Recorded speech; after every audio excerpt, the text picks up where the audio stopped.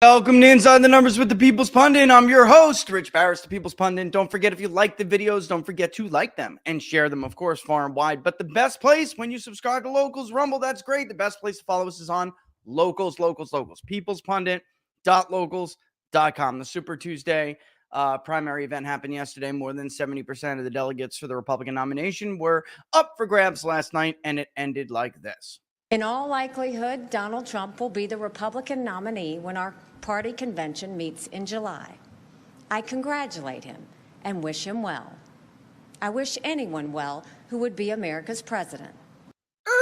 Okay, there we go. Let's just pause that right there. So, again, you took an oath. You took several. You made several promises that you would not run for president if the former president ran for president, because he saved you and your family from financial ruin and from political irrelevancy. Your children were in debt. Your husband was pissed at you for infidelities. You had nothing going on but tea and crumpets with people who said they could bankroll your campaign. And you decided, even though you had a cushy little gig with Boeing that, you got because of him, you decided you were going to run. And voters don't like that stuff. I mean, when you're not going to be loyal to your former boss, when you're not going to be loyal to your party, why on earth would they think that you will be loyal to them? And she says, I wish them well, and then goes to quote Margaret Thatcher, which I want to bring up real quick. Show you. Our country is too precious to let our differences divide us. Let me just say, I don't wish every president well. If you're a president that I think is destroying the country, I don't wish you well at all. I don't want you to do well for doing that. I remember when, Rush Limbaugh defended the now defunct minority leader, Mitch McConnell, in the U.S. Senate. McConnell had said after Barack Obama was elected that he was going to make it his mission to make Barack Obama a one-term president. And everybody flipped out because, of course, he was the first black president. How dare you, old white man, say that? We want Barack Obama to do well. Who the hell said? And this is coming from somebody, a Republican, who did not like John McCain at the time. And I did, in fact, support Barack Obama's presidency. I wanted him to do well until I realized he was a fanatic. So I don't wish everybody well that's in the presidency. Do you? If you're wishing someone well who's destroying the country and, allowing it to be invaded, the world's on fire, inflation is running rampant, why on earth would you wish that person well? Because you're part of the political class and their loyalty and fellowship means more to you than anything. I have always been a conservative Republican and always supported the Republican nominee. But on this question, as she did on so many others, Margaret Thatcher provided some good advice when she said, quote, never just follow the crowd. Always make up your own mind. It is now up to Donald Trump to earn the votes of those in our party and beyond it who did not support him. Okay. and beyond it was one of the truest things that Nikki Haley ever said. Boy, I caught that look perfectly. Let's just show real quick what happened after we ended the stream last night. We got to run our little thing, don't we?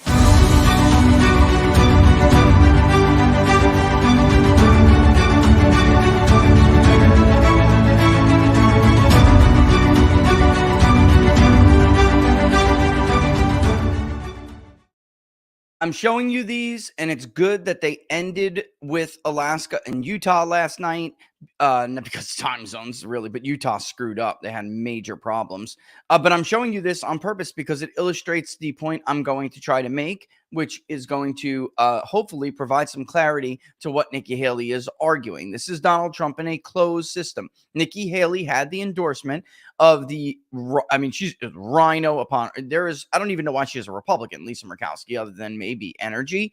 But other than that, no, she would never survive a primary in her state. Joe Miller defeated her, so she joined with the Democrats and Karl Rove to do a writing campaign, and she was able to survive. But the next time she was up and vulnerable, she used her aides that are in D.C. to buy off people and bully people and change the system to a ranked choice voting system. In order to save Lisa Murkowski, they gave the state to Democrats. Now the at-large district is represented by Mary Patola, and it's going to be impossible, if not impossible, incredibly difficult for a Republican to win that state, even though they make up almost 2/3 of the vote in the initial round of ranked choice voting. It's absurd. And that's who endorsed Nikki Haley in this contest. But Alaska is not exploitable. At least it's incredibly difficult to exploit. By, what do I mean by exploit? By having a well-funded Operation Chaos crossover effort where you have all of these people in this unique environment where their own voters, Joe Biden's own voters, don't particularly like him and aren't particularly thrilled to vote for him. So you entice them to cross over and vote in Republican contests where available, possible, able, and screw with Donald Trump. Normally, that doesn't happen because people don't want to waste their votes. In this case, they don't see it as a waste of their vote because they don't like Joe Biden. At the very least, they are not enthusiastic with him at all, over him at all. And you could see it all across the country in his vote again on Super Tuesday. Yes, he dominated. He did not sweep because he lost American Samoa. Trump lost Vermont. He lost American Samoa. So, I mean, but they were pretty much clear sweeps for Trump and Biden, but there were vulnerabilities for Biden that are being masked because of her Operation Chaos. And in a state like Alaska where that cannot happen, this is what you see. She says it's up to him to win these voters over.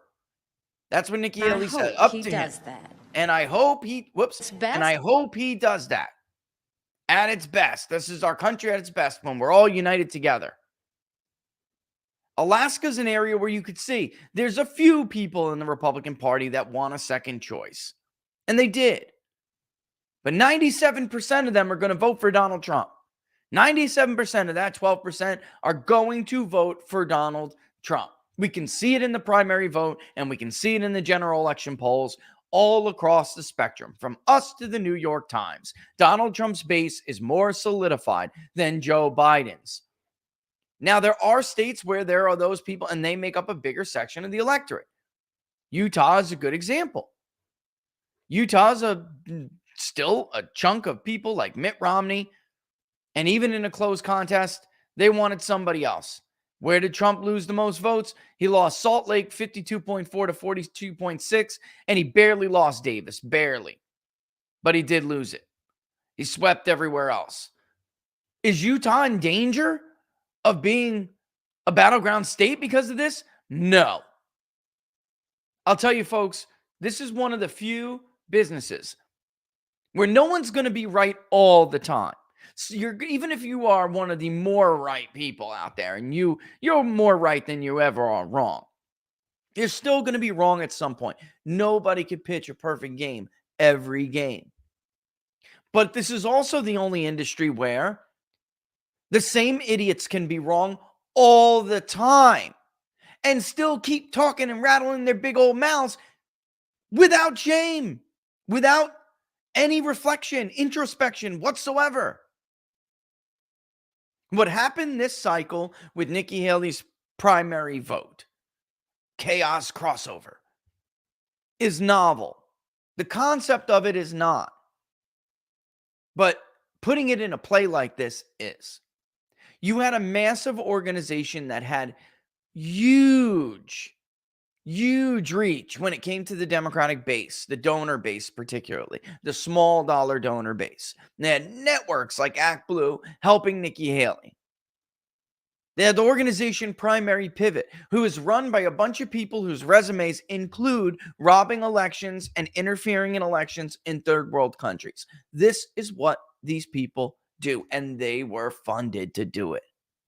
For the first time ever, an Operation Chaos had tens of millions of dollars at its disposal, whatever it needed. Nikki Haley will end up spending more than that.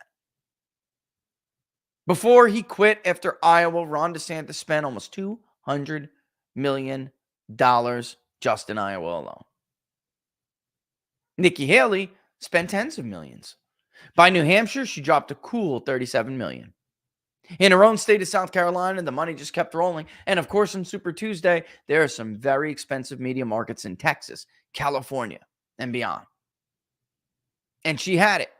The PACs that supported her, like the SFA Fund, run by Mark Davis, a total rhino, who tried to stop Trump before with Marco Rubio in 2016. Led Marco Rubio to the ultimate embarrassment, which is losing your own home state. They had money at their disposal from people like Reid Hoffman and other leftists like Silicon Valley billionaires. And it wouldn't matter if voters weren't primed to do it. And in this case, they were, because of how unpopular and uninspiring Joe Biden is. So what happened this year is complicated. And yet too many people are trying to simplify it so that they can reaffirm or affirm to themselves their own biases, and then worse, lie to people about it. Like Manu Raji over at CNN. I wonder, Manu, are you really just this stupid, or are you a liar? I want to know which one it is. Joe Biden had no serious opposition. And yet in states like Minnesota, Donald Trump outperformed him. Not in percentages, but outperformed across the map. Vote totals in areas that will matter. That state is in play. Maine is in play if you were not paying attention yesterday. The last poll from Pan Atlantic had Trump up by 6. I'll tell you what, I took it with a grain of salt. I was highly skeptical. Pan Atlantic University not only overstated Biden's share of the vote statewide in Maine in 2020, but actually had Joe Biden winning the 2nd congressional district. Trump won it by 8. They now have Trump up by 20. DRI out of Bangor, who runs the poll for the Bangor Daily News, they are the poll to look at. They had the state basically tied, with Trump winning the 2nd congressional district by almost 30% more support than he had in 2020. If he tightens the 1st congressional district, he could be the first Republican presidential nominee to carry the state of Maine since 1988, when Herbert Walker Bush beat Michael Dukakis with more than 400 electoral votes. That's where this race really stands today, folks. And I hope throughout the entire season we guided you in the right direction. You didn't believe the nonsense. You didn't believe, because there was, folks, there were some outrageous claims this cycle. They call it the silly season for a reason, but this wasn't just the silly season. This was the stupid and sinister season, where grifters were grifting and shit eaters were eating shit. And they never stopped. Even when they were wrong, they never took a second to look at it and say, I wonder how I got this so wrong, so bad. They just kept on keeping on. There are still people out there, even though it is now proven DeSantis holdovers are statistically insignificant. Yet all over X, they pretend like they're this huge chunk of people, this huge advocacy group. Nikki Haley says, I hope you win over my voters. I said this last night on the stream. I will not use this colorful language, but Donald Trump does not need to do anything to Nikki Haley or for Nikki Haley. He doesn't need to do anything beyond what he did last night when he went to the microphone. This is the administrative state and the opposition party using someone who really allows herself to be used. She's willing to do it. The gold speaks. What could I tell you? In using someone like this, trying to create a rift, but it's not a rift that's not really there. So instead, they astroturfed one, and they're going to try to use it as leverage to get their hooks in his administration. Because I hate to tell you, folks, but if you're not paying attention, Donald Trump is the favorite going into November. He is the favorite. Let's listen to the rest of her speech. Politics is about bringing people into your cause, not turning them away. And our conservative cause badly needs more people. But here's the kicker. That's what Donald Trump is. That's who he is. Donald Trump is putting together the coalition that they claim they've always wanted. The coalition of the autopsy report after Mitt Romney lost. She's going on as if these people would ever vote for her in a general election. They will not vote for her in a general election. Do we have to do this all over again? Nikki Haley. And why did you vote for Nikki Haley? It's a vote against Trump. I think it would be better to have her against Biden in the elections than it would be Trump and her. Do you consider yourself generally independent, Republican, or Democrat? Democrat. So when you undeclared, you voted for Nikki Haley. If it was Nikki Haley against Joe Biden in a general election, who are you voting for? Joe Biden. What is the... There are still people pretending as if that guy is not the majority of her vote. In most places, he, in fact, is the majority of her vote. And once again, we could see that in Vermont. And she barely won. With the Democrat pretending to be a Republican rhino governor, telling Burlington clearly to find more votes last night. Of course, you'll never hear that on a call. And having all of these independents that are really Democrats vote for her. Democrats vote for her. It's an open primary. We know they're Biden voters. 90% of them last night told the CNN exit pollster they're satisfied with the country, the way it's going under Joe Biden. I could keep going. We have tons of them. Why did he say I'd rather have Nikki Haley? Because he knows he's not an idiot. Nikki Haley cannot get out this coalition she's talking about. Fox News has her up nationally over Joe Biden, yet all of their battleground states that they've polled so far have her down. Why? Simple. The country as a whole doesn't know Nikki Haley yet.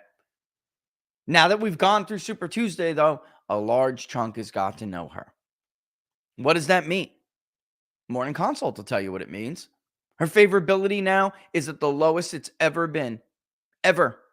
Since they've began tracking Nikki Haley's favorability more than 2 years ago. There was this huge chunk of, I don't know who she is. And as that shrunk, her favorability got more and more negative. It's far more unfavorable than Donald Trump's is, by the way. You'll never hear that. So this is, again, AstroTurf. That coalition that she's talking about that he needs to earn from her does not exist. Not in such astonishing numbers that they need to give her anything. They need to give her nothing. And you would be stupid to even give her a crumb off the table. You don't need to. You can win without her. Believe me, her voters are going back to Joe Biden. The other 12% out in Alaska, 97% of them will vote for you. State like Utah, is it in play? Because Donald Trump didn't win 90% of the vote in Utah? That's how stupid some of these people sound. This is now his time for choosing. I end my campaign with the same words I began it, from the book of Joshua. I direct them to all Americans, but especially to so many of the women and girls out there who put their faith in our campaign. I'm getting a little tired. I'm just going to say this. Here's where I will get a little nasty. I'm getting a little tired of these women acting as if their role models to the young girls out there like my daughter. I don't want Nikki Haley and Kamala Harris, along with their bruised knees, being the role model for my daughter. I don't give a damn if that offends you or not. I don't care who clips it and puts it up. I don't want to see her ass on Nickelodeon. I don't want to see her ass on the Disney Channel. I don't want her or Kamala Harris being role models for my daughter. I want my daughter to succeed because of her brain, her intellect, and her drive, her hard work, not because of her willingness to get in the back of an SRX, not because of her willingness to take a little side piece like Willie Brown to get to where she needs to be in her political career. That's not how I want my daughter to act. Well, Trump isn't exactly a role model either. Trump is honest. Trump isn't out there quoting from Joshua. Trump says, I am what I am. Take it or leave it. And my son, who's my oldest, he knows that. And he takes what he thinks he should take, and he leaves the rest. I want to be a man who has a family like that. I want to be a man who takes care of business like that. I want to be a man of my word. He never said he was the image of the Virgin Mary. Had to see my guy the other day, and just earlier. Hilarious dude. I've told you about him before. He's Indian, naturalized citizen, but was naturalized in Massachusetts. Couldn't wait for last night. Finally, with this effing woman, I don't have to deal with her anymore. You would think you'd be proud. She's of Indian descent. Nope. And believe me, it's a lot funnier to hear the guy who's got both a combination of an Indian and Boston accent say it like that. I love this guy. He is so funny. Trump all the way. This is a man who voted for Martha Coakley over Mitt Romney. I'm tired of this. Margaret Thatcher is a role model. I could think of plenty of other women that are role models. I'll do anything to score political points for a job at Boeing, to be the attorney general of a state, the governor of South Carolina. I don't want my daughter being that woman. No, thank you. In fact, if she becomes that woman, I will consider myself an utter failure as a father. At the very least, I want my daughter, when she gives her word, that people will know that she's going to keep it. When she makes a promise, she will not break it. Be strong and courageous. Do not be afraid. Do not be discouraged, for God will be with you wherever you go. In this campaign, I have seen our country's greatness. From the bottom of my heart, thank you, America. God bless you. Bum, bum, bum, bum, bum, bum, bum, bum, bum, bum, bum.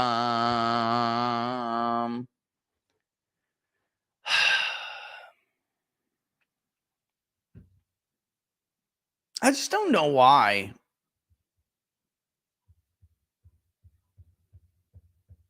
We accept things like that.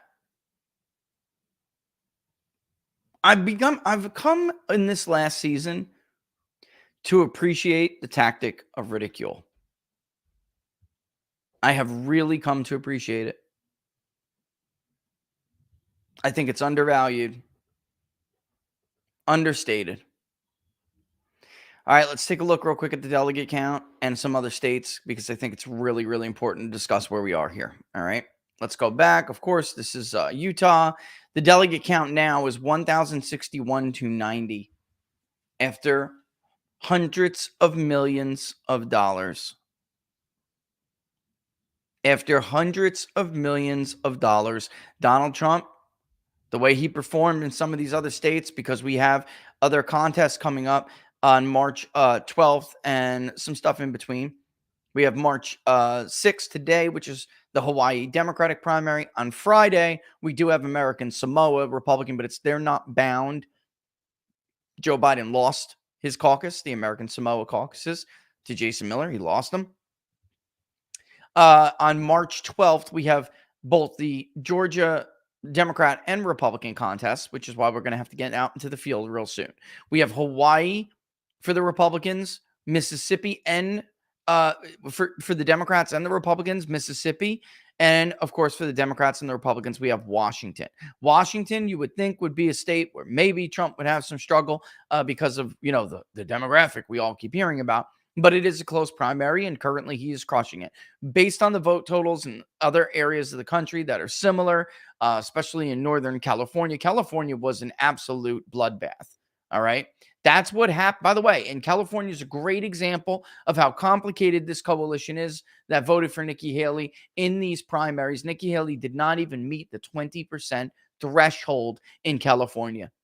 And in some of these northern counties, even in Napa, folks, to the west, even in Napa, look at Murdoch, 88.7, 83.5, and I cannot even pronounce that. Del Norte, 86.4. So based on how he did with some of these other demographics, by the way, California, the Berkeley poll was pretty much spot on, and the Berkeley poll has Biden's lead at only about 15 points in California. Little fun fact, little tidbit, California is one of only a handful of states, about a half a dozen, that went from 2016 to 2020 in Trump's direction. It shifted about 5 points, while the country overall shifted to the left and away from Trump. Allegedly, supposedly, you know what I mean. All right. So it's interesting to note that. But based on how he performed with these other demographics and some of these close contests, he drummed her among moderates in California. The exit polls have been updated. Go look at them. He beat her by greater than 25 points among moderate voters in California. So based on that performance, based on his performance all over Super Tuesday, he doesn't really need March 19th to clinch the nomination. He can do it with the contests that are between now and March 19th, where a handful of other states will also vote. In Arizona, both the Democratic and Republican primaries. Florida, both the Democrat and the Republican primaries. That's winner take all. Trump already had a 50-something point lead, and he was going to obviously take that. Illinois, another very delegate-rich state, both for Democrats and Republicans. Kansas as well, Democrats and Republicans, as well as Ohio. This will be, as I framed it and characterized it in the beginning of the cycle, the least competitive, supposedly contested nomination in modern memory. If there was going to be a problem for Donald Trump, he would have ran into it in New Hampshire. Everybody knows that. They needed the help of the governor and the state's Democrats in Vermont to put him over the edge, and she barely made it. There is a little bit of a contest, who's right, the AP or the Secretary of State. Right now, we have a few more votes than the Secretary of State, and I'm not sure that that's a good thing or a bad thing. I've asked for clarification. We have Nikki Haley with 36,291 votes. The Secretary of State has 36,227 votes. However, the real disparity is from the people down ticket. I'm not sure what's going on and whether or not she's going to fall below 50% or not. If she does, we don't have that in our delegate allocation right now. We have her allocated Vermont's delegates. If she does, she will lose some of those delegates, and they will split the state 9 for her, 8 for Donald Trump. As of right now, I think, until we get clarification, I actually think Decision Desk is probably right. AP has people on the ground, though, which is something that I'm keeping my eye on. They always have people like, what's going on out in Burlington, in South Burlington? Well, Laura and I can pick up the phone. The AP is right there. Laura, did you want to say something? I don't know if she wanted to say something, pop in, but I wonder what's going on. Something's going on. Anyway, there you have it. So he will probably clinch. It is very likely at this point that he will clinch before we get to those March 19th contests, although we still are going to poll Florida. I told Decision Desk they'll have a new poll for their average soon. We're going to poll Georgia and probably Arizona. It looks like, I don't know if we should just get to the general election part of this, but the Sun Belt poll. Another notable, speaking of those demographics we're talking about, let me show you what I mean. All right. So Virginia was the first clue of the night that this was not going to go how Nikki Haley thought. It was going to be the worst case scenario for her. In the end, it was worst case, but she did get Vermont. She may not even have won that. It was at least possible. So it's like everywhere else, based on the delegate estimates that we had forecasted, everywhere else, it was worst case scenario for Nikki Haley. Except for Vermont. If she, which we're assuming she will hold that 50.1 threshold. We'll see. If she doesn't, then it's just really, really, really bad. But she had no choice but to drop out at this point because she cannot stop him. And it's not even him who she's trying to stop. It's the voters. She was trying to stop the voters. Virginia is about as rhino as it gets. In Loudoun County, he beat her. He beat her in the early vote in Loudoun County. There's no registration by party in Virginia, although when you go, they will ask you what ballot do you want, right? But that is not the case. You could vote anywhere. All of these people could have crossed over and voted for her. She won Fairfax, but folks, she didn't really win it all that much. Fairfax City, she only won by a few hundred votes. Albemarle held on to by 1,000 votes, and then her biggest margin came from Richmond City, and that's it. She lost everywhere else. Roanoke City even. She lost for Virginia Beach City. She lost Northampton. She lost Accomack. She lost the Chesapeake City area. She lost Henrico County and Richmond City, and not Richmond, Henrico County and Chesterfield. He crushed her in Chesterfield. If you remember the 2021 gubernatorial election, Chesterfield played a big role. It was very telling. Going now to North Carolina. Here we go. Load up, load up. Every single county. Every single county. There are a lot of affluent Republicans in Carteret that make a lot of money and are well educated. She got creamed. There are a lot of them in Craven County, downtown New Bern, which used to be the capital of North Carolina. She got creamed. That's a fun fact. During the colonial era, it's true.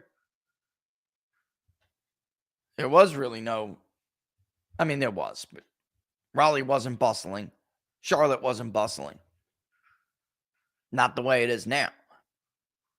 New Bern had the access through the Neuse River. That's where Governor Tryon governed the colony. That was the capital. And it's still there today. You can go and visit it, and it's a beautiful place during Christmas.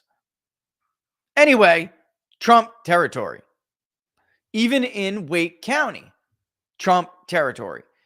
Mecklenburg. He won Mecklenburg. He won Durham. He won everything, as you can see. Even Orange, by the way. As well as performing extremely strong. I point this out a lot, even though it's a small county, but it's a big deal in a general election. Hyde County still has a majority, or did when Trump ran for 2020. I'd have to go back and look it up. Majority registration, Democratic. Yet, Trump wins 60% plus of the vote. So he won in ancestral Democratic areas in the East, in the West, and he cleaned house where there are obviously Democratic areas here. And by the way, Mark Robinson had also won. We'll check out what's going on with the lieutenant governor race there. Hal Weatherman was ahead. I personally think that a Robinson-Weatherman ticket is the strongest ticket in North Carolina. That's my personal opinion anyway. I'm not sure Weatherman was called. It doesn't look like it was because it's close. And he didn't avoid the runoff territory. So 19.6%, Jim O'Neill at 15.8%. I wonder if people like, well, there was nobody running against Dan Bishop. Obviously, he'll be the lieutenant, he'll be the attorney general. And by the way, Josh Stein, the current attorney general, he won 69.6% of the vote in his primary. While Robinson won every county, Michael Morgan actually did win a few counties against Josh Stein. He won Bladen County, not by much. Oh, excuse me, it was by much. That one, 59.7 to 25.2, 25.1. Morgan also won Jones, not with the majority though, but he still won it 49.5 to 32.9. And he won Greene County 43.7 to 36.4. Stein is a controversial figure. He's viewed as a fanatic by Republicans in the state. So that will be a very important race. Him versus Mark Robinson, very important race. I have a hunch because Trump is on the ballot that Republicans, Forrest was a very mild, but nice guy, but a very mild dude going against Roy Cooper, who at that time had been popular. He barely lost. It was a few thousand votes. He barely lost. I think we're at the point now where I think I know where it is, Laura. I see what you're saying. Hold on, I'll send it to you. Just let me give Laura a second here. She's looking for something so she can get involved here. I think I'm right about this. I'm sending you where I think it is. Check it out. I'm not kidding. I think it's there. Anyway, I think that at this point, Mark Robinson is not only the favorite, but the strongest to win. Let's talk more real quick because it's 12:37. We're going to have a little guest on today, special guest on today. Buddy Sean's going to come on. We're going to talk about be on his show, Battleground, later tonight. I'm going to tee it up. There's a couple of things we want to discuss. But speaking of which, before I do this, where are you? Where are you? I want to go over the map. What we could go through every single one, but Minnesota was a huge deal last night if you were not paying attention. And actually, I guess, you know what? Let's do that real quick and then we'll lead into it. Minnesota was a disaster for Joe Biden. There was a huge chunk of vote that voted uncommitted, and everyone is acting as if this is not a big deal. It is a big deal. Not only that, but Trump's vote totals and shares in Minnesota were astonishing compared to Joe Biden. Remember the Rust Belt poll that we ran? I was talking to, check out his book with Gavin Wax, by the way, The Emerging Populist Majority. I was talking to Troy Olson before the show, and he said, your poll in Minnesota was really ahead of its time here because now, he's from it, that area. So he's like, maybe I'm a little giddy here, but I think that last night proves Trump can win Minnesota and that your poll is right. I would say so. There is, of course, used to be a caucus in Minnesota, but Republicans have never, ever been able to drum out results like this. Another state where Trump won every single county. And for those who don't know, I went through it yesterday, that we do by township in the New England states. So we'll put that together and then add it to the list. But Trump won every single county in Alabama, Alaska, Arkansas, California, Maine, Massachusetts. I think he did win everyone. We have to wait for Massachusetts. Minnesota, North Carolina, Oklahoma, Tennessee, Texas. And so far, that's it. And I have to wait to see what happens with Massachusetts. But not only did Trump win those states, he won every single county in them. Somebody told me it wasn't a mess up. I don't know if people had noticed, but Renville had actually, I think like Chris Christie was leading or Ron DeSantis or something. It was some crazy initial vote dump.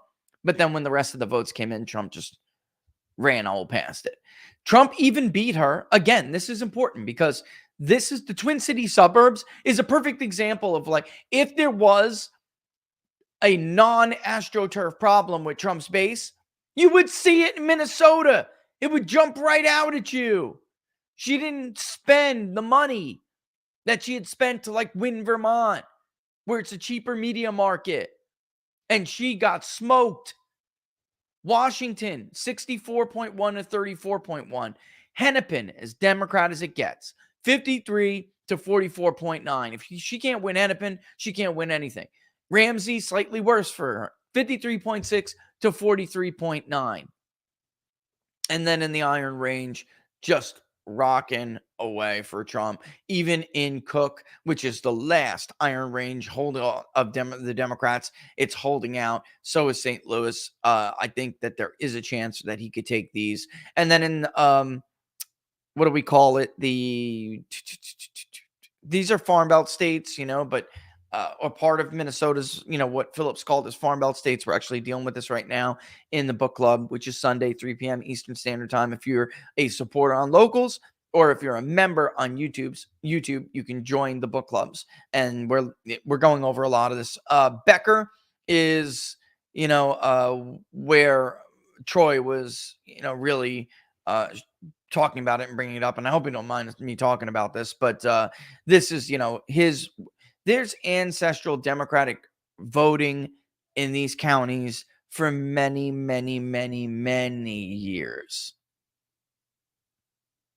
And Becker's where his dad's from. Union Democratic grandfather. An Otter Tail, by the way, that Otter Tail went for Trump heavily. For people who, let's go look at Otter Tail real quick. And it's not just that he won these counties. It's how many votes he got out of them. This is a big deal. You have areas in the 1st and 2nd congressional district where Trump did extremely well and Republicans voted in heavy numbers. 8,638 in Olmsted compared to only 5,383. Joe Biden got 4,130 votes. Donald Trump got 5,377. Biden would really have to run it up in Hennepin, and he will. But it's not just by the margin. It's how many votes can you get out there? How many votes can you squeeze out of a state, out of your area of the state, that you can save yourself from really losing the battleground areas like Olmsted? I think at this point, Donald Trump is probably favored to take counties like that, even in Minnesota. I'm serious. The question will be whether or not he can get 45 to 48 in the Twin City suburbs. Because if he does, folks, he's going to win Minnesota. All right? It is defendable to shade it light blue on your map right now. But after this clip, I'm going to show you what I think my map would look like. I actually don't think that map is that this map you're about to see is really correct. Not now. Maybe after they slap a conviction on Donald Trump, but Alvin Bragg's case is pathetic. I don't think people are going to care. Not about Alvin Bragg's case with Stormy Daniels. If it even, that's the weakest case. It may, they're going to move forward in at the end of this month with that case. There may be some stuff to tie it up, but there may even be some jurors. I'm not kidding. That's how weak this case is. It's New York, and they'll probably try to get, they'll pack it the best they can. But anyway, let me play this clip, and then we will. Let me play this clip, and then we'll get back to the map here. At this particular point, we would expect it, like Georgia. Hold on. Let me go back. He is flipping states at this particular point, we would expect it, like Georgia, that Joe Biden won. Nevada, that Joe Biden won.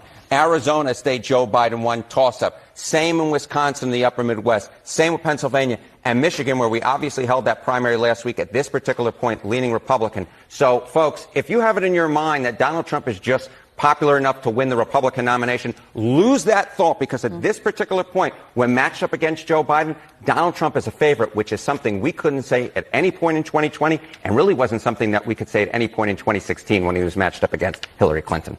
Oh, boy. Oh, boy. They don't like that. Look at her face as he's saying that. Oh, boy. Look at that. Let's look at her. It's like dread. It starts here and just gets real bad for her. And they have Minnesota leaning blue, leaning to Biden. They have Pennsylvania and Wisconsin toss-ups, and they have Nevada going to Trump, and Arizona a toss-up. And I understand from the polling, I get it. But again, actually, let me see, Harry, move. It looks like they have Maine going to Trump, don't they? Am I seeing that correctly, ladies and gentlemen? So let's just take a look at that on the battleground map right now and see what that would mean. All right. So Harry Enton has Maine going to Trump. All right. The last poll in Maine did have Donald Trump winning that state by 6 points. Low vote shares, but nevertheless, he was winning it by 6. They have Michigan leaning to Trump because Michigan is polling more Trumpy than either Pennsylvania or Wisconsin right now. However, in the Hill Decision Desk average, there has been a slew of new polling in Pennsylvania, and now Trump's lead is starting to widen out a little over 3 points. So Pennsylvania is leaning to Donald Trump, even though we know the system. We all know what we're talking about. Listen, I'm just going to do this right now. North Carolina is not leaning Trump. He is consistently outperforming there. If you didn't see what happened there last night, open your damn eyes. Republicans got 62+% of the NPA ballots that were pulled for the primary went to Republicans. Trump won them, and he won them overwhelmingly. So, the exit polls are one thing, but you can see it in the vote result, and the exit polls do say that he won them, but you can see it in the exit. You can see it in the actual vote numbers. Trump's vote share was just huge in North Carolina. So that state, 74%, folks. He won 74%. He even outperformed Ted Budd because Budd lost Mecklenburg by like 14 votes. But forget about the actual vote share, which he exceeded. Ted Budd was running against Pat McCrory. So Budd won independents, and it looks like Trump is going to win them by even more. The polling there has been like anywhere from Trump +3 to 5 to upwards of 11, with one poll even being Trump +13. I don't believe that, but I don't think that it's out of the realm of possibility at all for Donald Trump to win North Carolina this time by 6 points, maybe a little bit more. I don't think that's out of the realm of possibility at all. Georgia's another state where he's been performing exceedingly well. Harry just brought that up, that these are states, Democrats are like, well, they're moving to us. Arizona and Georgia, they're moving to us. The problem for them is simple.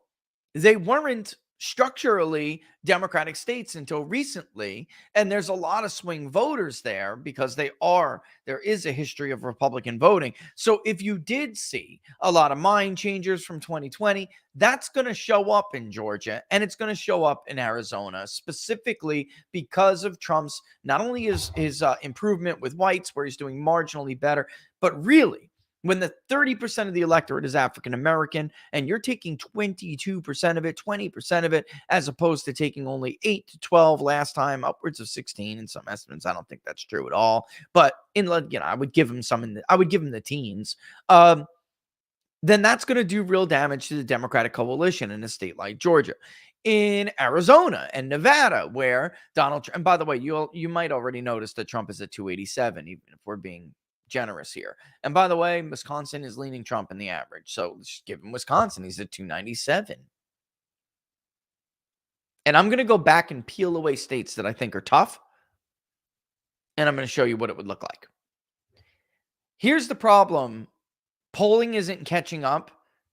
State level polling is not catching up yet to what you're seeing with national trends. So if we were really being honest with national trends, Joe Biden's entire margin in 2020 came from his roughly 20-point lead with Hispanic voters. That's gone now. White voters in New Mexico were split. Other non-whites, if they were very small population, Indians, Native Americans, stuff like that, they were actually for Trump, while Asians were for Biden. So Asian other combined, still a little bit for Biden, but Biden and Trump were about tied with whites at about 49%. It was Biden's 61 to 60. It was a 60 to 41, 40. No, so we had to be in the 50s. 58 to 41 lead among Hispanics that gave him his entire margin in the state of New Mexico. Trump, you might notice, based on that 41%, that he actually outperformed his national support among Hispanics in New Mexico. All right, so let's say he got 37% nationally with Hispanic voters. He got 41% in New Mexico. So he outperformed his national support by about 3 points. We have Biden up among Hispanics by about 5, okay? Actually, it's 4 points. We have him up by about 5, though. The New York Times has Trump leading by 6. Let's say we're right, the Times is wrong. And Trump does significantly better with Hispanics and hits like 45% of the vote, which is where we got him, 45, 46, with leaners. We have him at 41 or 42 without leaners. But with leaners, let's just call it 45. And he did 4 points better last time in New Mexico than he did nationally. So now that puts him at 49%. Joe Biden edges him out maybe 51-49 or 50-49 with third party getting the rest. Trump's doing marginally better with whites. Maybe they're not tied at 49% anymore and Trump ekes him out 51-49. Polls aside, that means New Mexico is a nail biter. It's happened before. We have seen this happen before. It absolutely could happen again. Problem for Democrats with Colorado, even though after last night it probably should be lean. The problem for Republicans is that there are too many educated whites. He is doing better with younger voters, but the educated white voter is a real problem for Donald Trump. And there's a lot of them in Colorado. There certainly are in New Mexico as well, folks. But compared to the Hispanic population, there are more in Colorado. So there could be 40% of the vote in New Mexico, 30 to 40% of the vote, easy, could be Hispanic. In Colorado, it's still only about 17%. The white vote is Democratic in Colorado, so it makes it difficult. New Mexico would go before Colorado would. Based on the polls, you can put Nevada because of that Hispanic vote shift and because white voters do vote very Trumpy in Nevada, although Adam Laxalt performed pathetically among them. He could have done better. But Trump is clearly on track to win the Silver State. And because of the shift among Hispanic voters and the post-COVID demographic changes of the state, Republicans taking the gubernatorial office, barely losing the Senate race. Laxalt lost, but it was the closest Senate race on the map. It was. Trump is well positioned to carry that state. He may even carry Clark County if some of these polls are correct. The polling that we did had Lombardo up. Laxalt was up too, but he was losing Washoe, and everyone was basically decided. So that should have been a hat tip to us that Laxalt was going to lose. It may be very, very close, but likely to lose because you need Washoe County. Lombardo held Washoe County as our polling suggested. We had him up by 2, and he won it by, I think, 1 point something. Very close. We also had Lombardo doing a few points better than Laxalt in Clark County, both of them losing it, but Lombardo barely losing it. We had Trump winning it, and so do others. That is his strength with the Hispanic vote. That's what it's doing. And neighboring Arizona, same thing. Pinal County, Gila, there is huge chunks of Hispanics that are going to vote very, very, very Trumpy this time. So even if we have this combination with Harry Enton giving him Maine, Nevada, Arizona go to Trump, Georgia and North Carolina, of course, go to Trump. We know Florida is going to go to Trump. By the way, Florida is likely. It may even be approaching safe. I kid you not. We're going to poll it again. If Minnesota did go, you're looking at 324 electoral votes for Donald Trump. That is a modern day landslide. Modern day landslide. Now, what would we do? Let's give him back Maine. Let's say Maine's really hard. Oh, and by the way, actually, if we did give it and he eked out New Mexico, it would be 329. But let's say New Mexico goes back. Biden carries it by 2 points. Very close. He carried it by 12 last time, but he can't this time. He cannot rely on working class Hispanics anymore.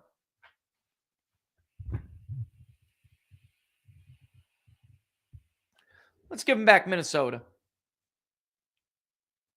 That's 312. You see where I'm going with this? You would have to pull away a state where Biden is currently trailing Trump to get Trump away from his 312 floor.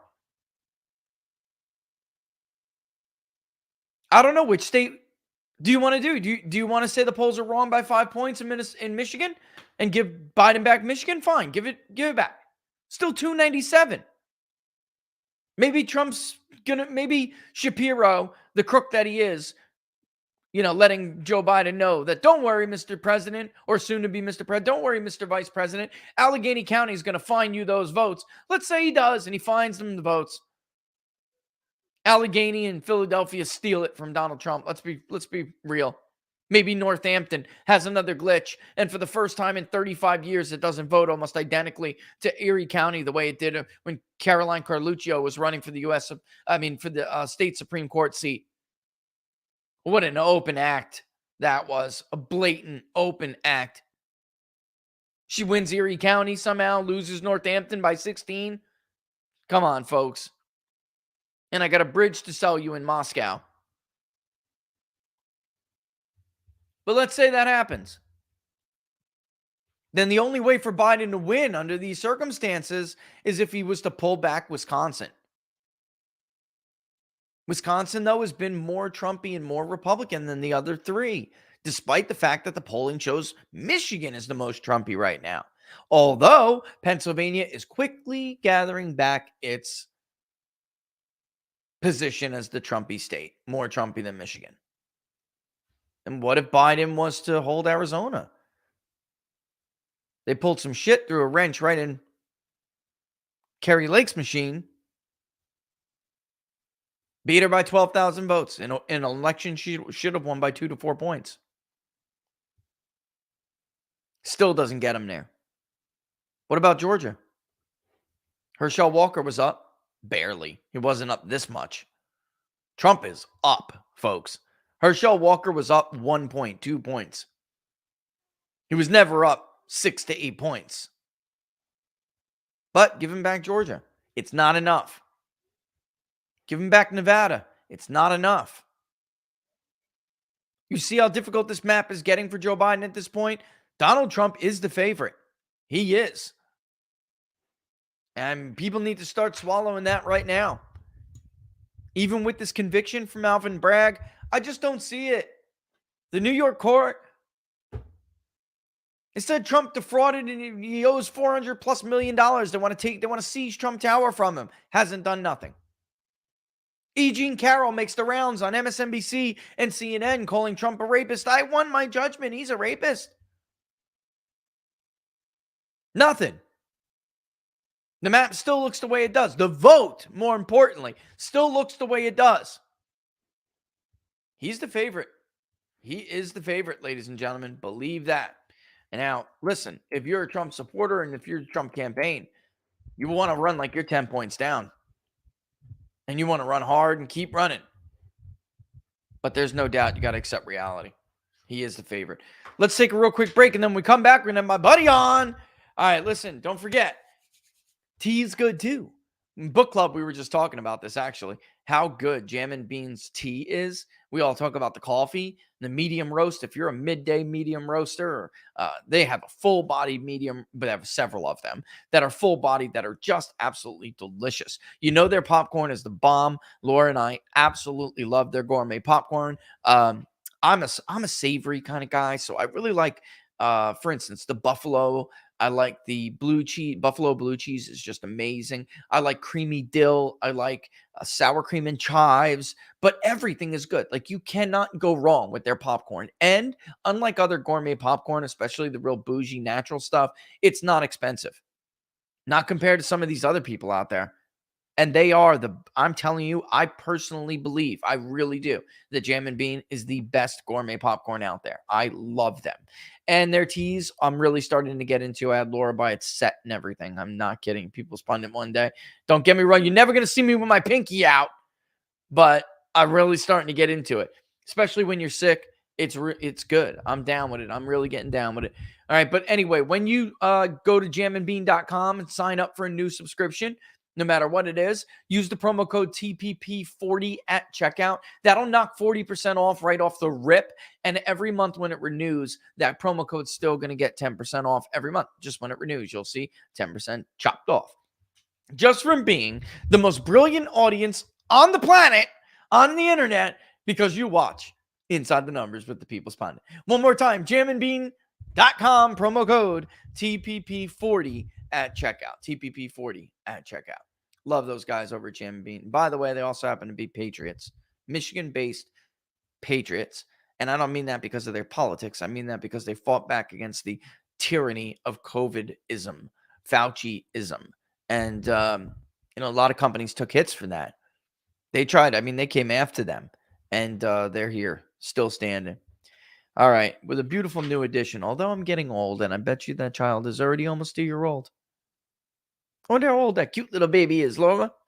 Anyway, time moves by real quick, and I start to lose track of it. But let's bring on my buddy. All right, let's talk about this. I'm going to be on his show a little bit later today. Don't forget, 5 p.m. Eastern Standard Time. There's a lot to talk about, and we are going to dig into it. But let me get his reaction right now. Ladies and gentlemen, Sean Parnell. What's up, buddy? Hey, what's up, Rich? Thanks for having me. I never took you for a tea guy, but you know what? It makes sense. It makes sense. I'm starting to get there now, like I never was a tea guy, I'm not. My dad was always, he was like always one of those guys, like late at night, you'll find him on the front porch smoking a cigarette with like this 5-hour old bag of like Lipton tea, dunking it. That was him for sure. He's a morning coffee drinker, a daytime coffee drinker, but at night, and then my mom used to go out on the porch and like, with their little Lipton teas. But I never dug it. Once in a while I would have it. But ever since the kids brought on some crud, like probably going on 6 months ago, Laura gave me their healing, like whatever it is, a healing blend.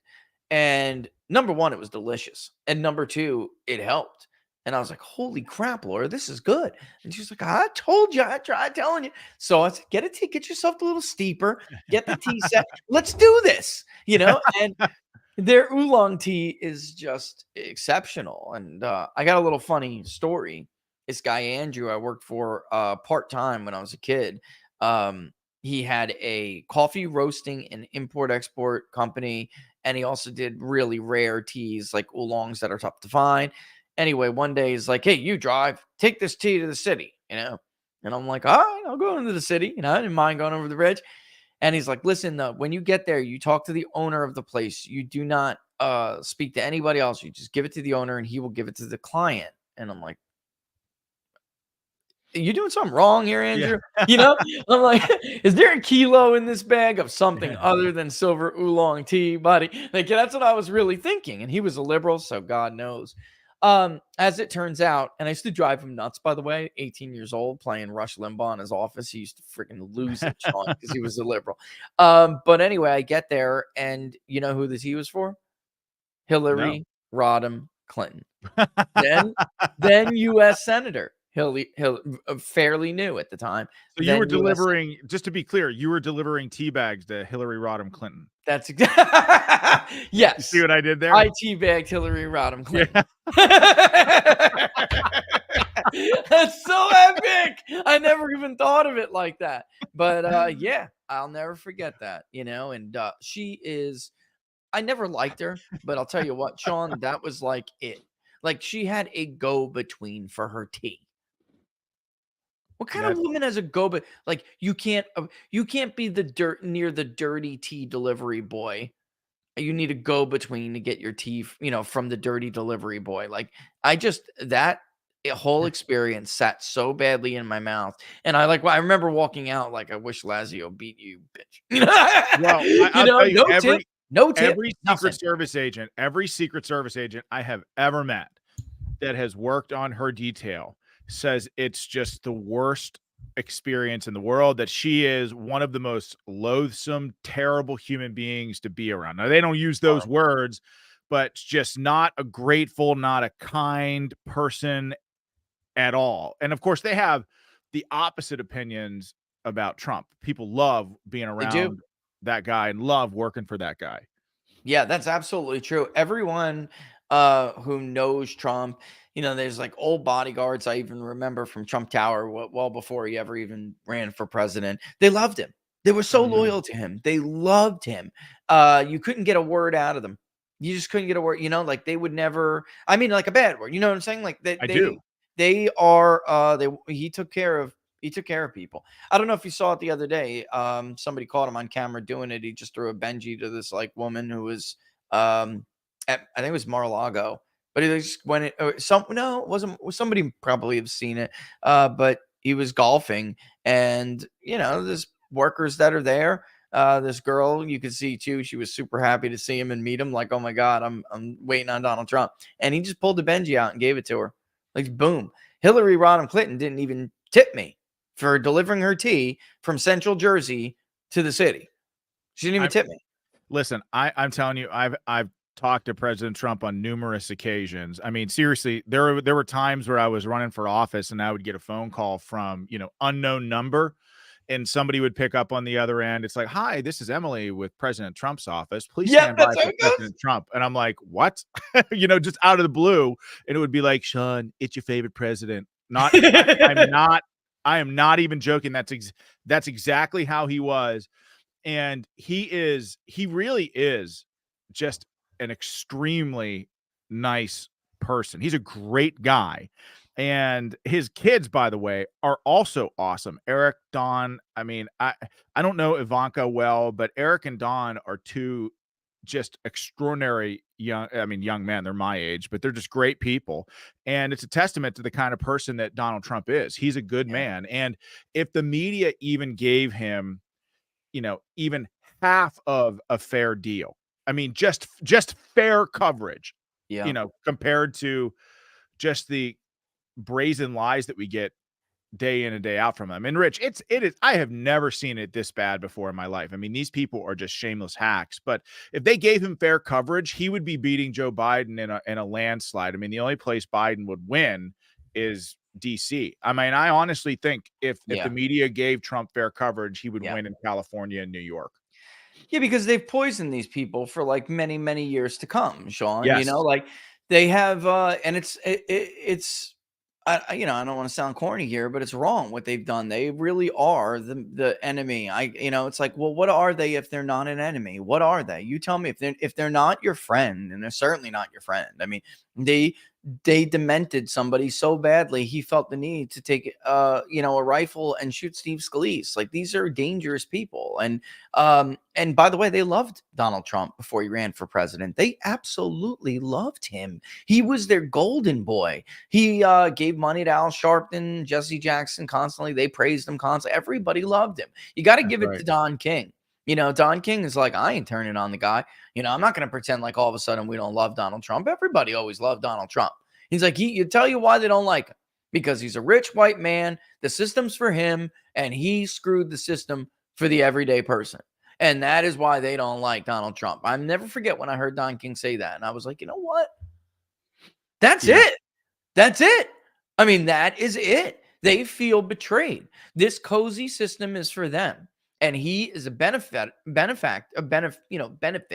from that system. And he what's the past tense of forsaken? Forsook, isn't it? Something like that. You are asking the wrong person who I probably did not do nearly well enough in English. Although I do have 5 books out somehow. So it just shows you that maybe just schooling doesn't necessarily correlate to success later in life, but you're, again, forsaken, something like that. Yeah. And that's, that it turns out they cannot forgive that, at any point. Before I bring up your tweet, are you going to talk about that tweet tonight? Because if not, I won't spend much time on it. No, go ahead. What tweet? Okay. The tweet that you brought up that you sent to me, I'm just like stunned by this. I can't get over how different the military is from when you and I were in now. I can't get over how things are allowed or permitted that would never have been permitted. And then I thought to myself after reading it, that it's not like that still for everyone, because my neighbors, I have a bunch of neighbors, many of them are Marines, active duty Marines, and many of them came to me, especially after 2020, and were like, look, you're in the media. This is what's happening to us. And they were sending out messages about how it's not appropriate for you to support Donald Trump on Facebook even, right? I mean, the stuff that we got and we saw with our own 2 eyes was unbelievable. I mean, it was taking away their First Amendment right, which as a soldier or a seaman, an airman, a Marine, you're kind of used to not having the same privileges that civilians have, and you deal with that. That's part of being a soldier, an airman, or whatever. Anyway, this you sent me, I want to read it, and then just don't let me forget about the polls not being broken. Maybe I should actually do that first. But roughly, Trump beat her last night, 3-1, 75-25. And that is very close to what we had in the Super Tuesday states. She was nationally at 15, but in the Super Tuesday states, we had her at 22. All right. And we had him at 76 or something like that. Nate Cohen had just tweeted that they had roughly the same, 75-25, something like that. And they polled after us. So it was very, very close. The polls are right, Sean. The polls are right. And I just wanted to, real quick, before we talk about this schmuck, I just wanted to ask you your reaction to that. Like, the polls, despite what you have heard from people all cycle long, and now you have the left and you have never Trumpers coping with the polls, the way that they mock Trumpers for doing, right? Like, so Yes. being skeptical and there were reasons in 2016 and 2020 and 2018 to criticize the polls. There were like valid reasons for that. There isn't now. So they're just acting like unskewers of the polls. And the polls were right, brother. They were right. Yeah, I couldn't agree more. And I only trust you and your polls. I told you this morning that I follow live results on People's Pundit Daily on your website. I mean, there's nobody better to follow than you on that brother. stuff. Oh, you know what, Rich? I'm tired of being beholden to cable news. In fact, before I came on with you, I tried to watch, because sometimes I just try to get a sense of what they're talking about to see if they're over the target in any way. But I tried to watch some punditry as it pertained to last night, and Rich, it was like they are dinosaurs in terms of how they understand the elections anymore. They to this day, many of the pundits, and by the way, especially on Fox, or especially on MSNBC, CNN, but also some on Fox, that just don't understand what Trump represents. I mean, there's a lot of talk today about how Trump has reinvented the party, and there's no questioning that now after a Super Tuesday performance. Well, to guys like me and you, I've known this for years, that Trump has fundamentally transformed this party into something that is much, much better than what it once was. I mean, seriously, back in the day, I mean, look, I have, people make the mistake of thinking that I jumped into politics, when President Trump pulled me in and running for Congress for the first time in 2020. Since I've been back, Rich, I've been volunteering on local, state, and in even some cases federal campaigns. And I have seen with my own two eyes the evolution of this party from, honest to God, privileged country club, old conservatives to working class, middle class Americans. Yeah. And I'm telling you, we are in a far better place, stronger than we've ever been before, performing better with Black Americans and Latinos than we ever have before because President Trump.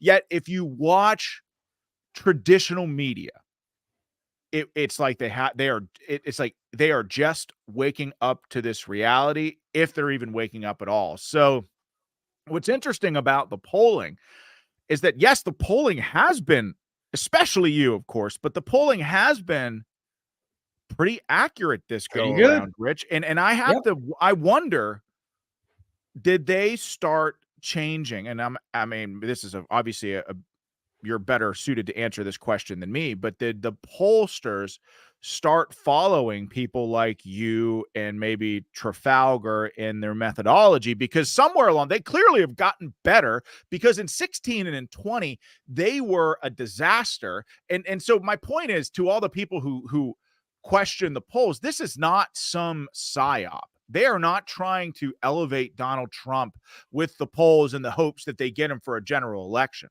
They are scared out of their mind. And I'm talking the deep state, the blob, Biden, and all of his disgusting left-wing lackeys in the White House.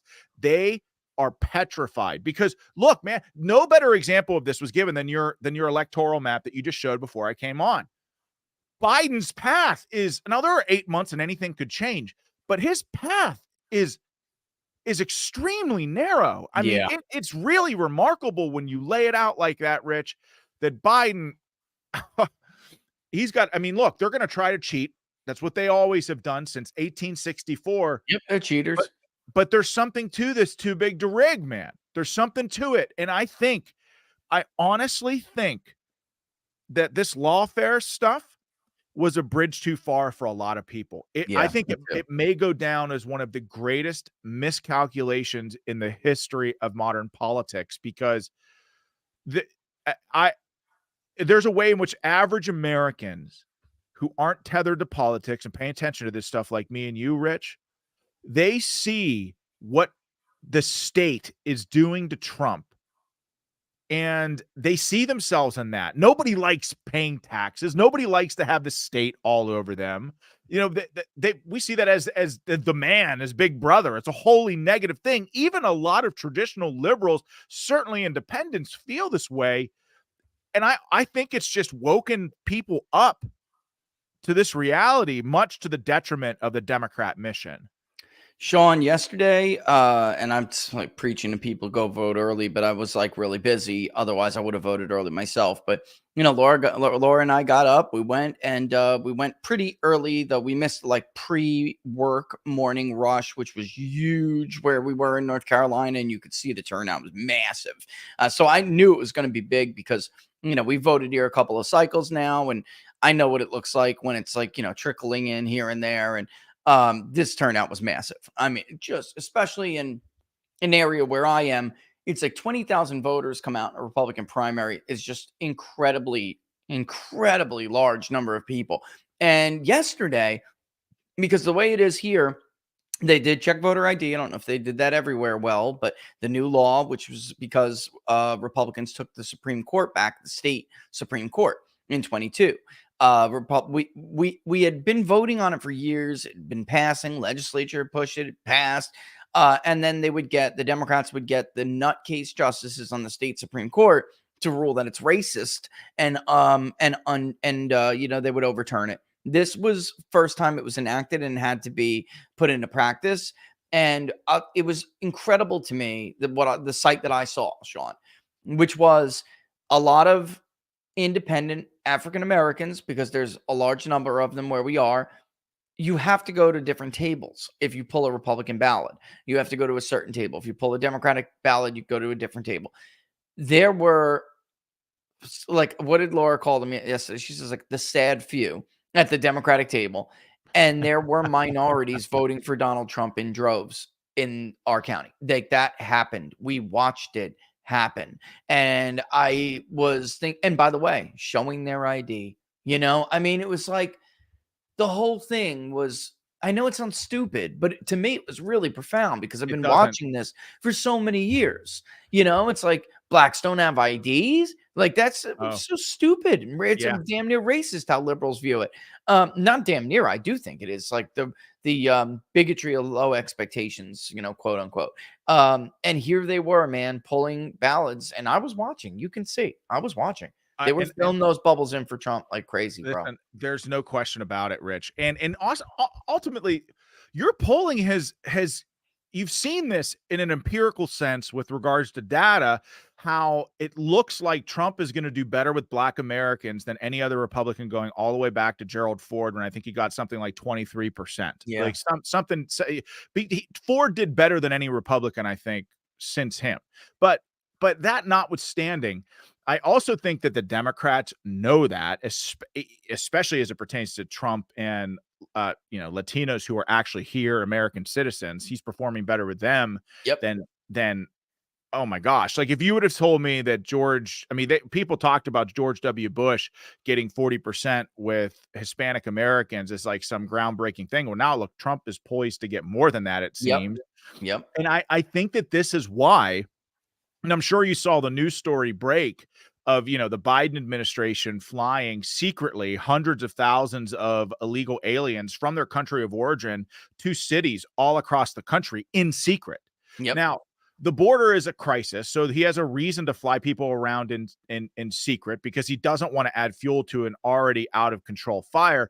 But I believe that the plan is very simple, and that's to get these illegal aliens voting in elections by eroding election integrity, dismantling voter ID, getting Democrat judges to say it's all racist.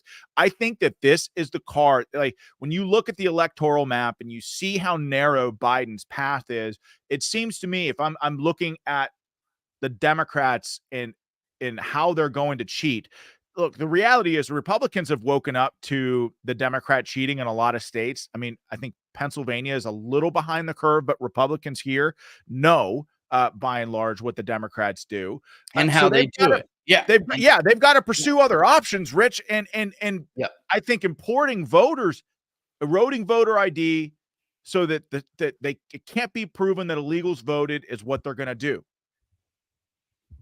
Yeah, I just, I do want to get to that thing. You're in such an important state. It's key. It really is, because Minnesota also, I remember in 2020 being contacted several times from this family. They had their applications for green cards in at the State Department. Somehow they went to go get an ID. I think it was a driver's license, and they got automatically registered on the voter rolls. Mhm. So the ballots came to their house, and they were like calling me like, listen, I'm afraid that the mere fact that these ballots were sent here is going to give us a problem when it comes to us getting our cards, our green cards. Like, Mhm. if they find out, I'm afraid that's going to happen. I mean, this woman, the mother and the family, probably called me a half a dozen times in like 2 or 3 days. She was so terrified. She was like, do you know anybody at the State Department? I just want to let them know that we didn't do this. And, if you're not there to show ID, if you're not there to validate whether or not those voters can vote, I show people this all the time. Every new person who signs up on locals, when they see their first voter analysis, they're always stunned. Like, hey, they can't be that old. People are dead by the time they're that old. And hey, these people aren't citizens. Well, guess what? They're there. And that's why there is something to this too big to rig, swamp them thing that Trump is saying. I mean, I heard that. It's music to my ears because I've been advocating this for a long time. Like, at this point, you can't stop them. So you have to swamp them. You have to. There's just no other way to do it, John. There's no other way. The good news is there's no infinite amount of ballots that they could just keep adding. It has to be ballots that are on the rolls. So if you turn out in huge numbers, you can stop that. And you can't stop them. I mean, you could beat them. You just beat them. Too big, too rig. Should be. Everybody's saying it over and over again. And again, I wish I would have voted early myself, but I'm glad that I didn't, because I'm glad I got to see what I saw yesterday. Let me bring this up so you can explain this to people. This is crazy. This is crazy to me. Now, when I read the article, which I'm going to show people, but after I read your tweet, after I saw your tweet, I just can't believe that. I guess if you're a leftist and you're a part of the protected class and you're pushing one of their fanatical agenda items, then you get away with this. But I never would have been able to get away with something like this. Right now, this is just crazy. So let me make it big so people can see. Here's your tweet first and foremost. This article, which is linked to Military Times. This is an opinion article in the Military Times, folks, written by Colonel Bree Fram. Who's Colonel Bree Fram? A biological man pretending to be a woman wearing a uniform. This sort of political advocacy is strictly prohibited while serving. He should be chaptered out of the military. Not only that, he's advocating for U.S. taxpayers to foot the bill for transitioning children. This is extremely absurd. And this is a quote before I get started. Remember this, folks. Like, anybody out there used to watch MASH? Like me, I used to love MASH. Klinger was trying to get sectioned out by pretending to be Bree Fram. Like, it was, think about it. And it was like, you're crazy. You're a Section 8 basket case. You're out of here. They knew Klinger was faking it, so he never got it. It was never effective. So Klinger had to serve it out. And by the way, his character outlasted some of the main characters. Read recently, and then quote, recently, the House passed an amendment to the National Defense Authorization Act to prohibit the Department of Defense or TRICARE from providing gender-affirming medical care to service members. The bill also prohibits the Exceptional Family Member Program from considering gender-affirming care as a consideration for where families with special medical needs can be stationed. This affects not just transgender troops, but every military member that might one day learn they have a transgender child or spouse, unquote. And then you wrote, will Colonel Fram be held accountable? Likely not, because the Biden administration is all in on transitioning children. Don't need to look far to understand why our military is in the middle of a dire recruiting crisis, which is what I wanted to. I mean, immediately I thought of that, Sean. No wonder we're in a recruiting crisis. Who the hell wants to serve in this military? It says at the end of the article, I want to see how I want people to hear how they phrase it. Bree Fram is an astronautical engineer, active duty lieutenant colonel in the Space Force, a co-lead of the Department of the Air Force LGBTQ+ initiatives team, and a former president of Sparta, a transgender military advocacy organization. And then after that, it says in italicized words, the views expressed are those of the author and do not reflect the views of the Space Force or the Department of Defense. I mean, well, the problem with this, Sean, is that the problem is this stuff is not allowed, but they created an entire position for this guy who's pretending to be a girl to do what is explicitly forbidden. Advocate for political issues. You can't do that, but they created a task force and put this nutcase in charge of it. This is unbelievable. I mean, this is why.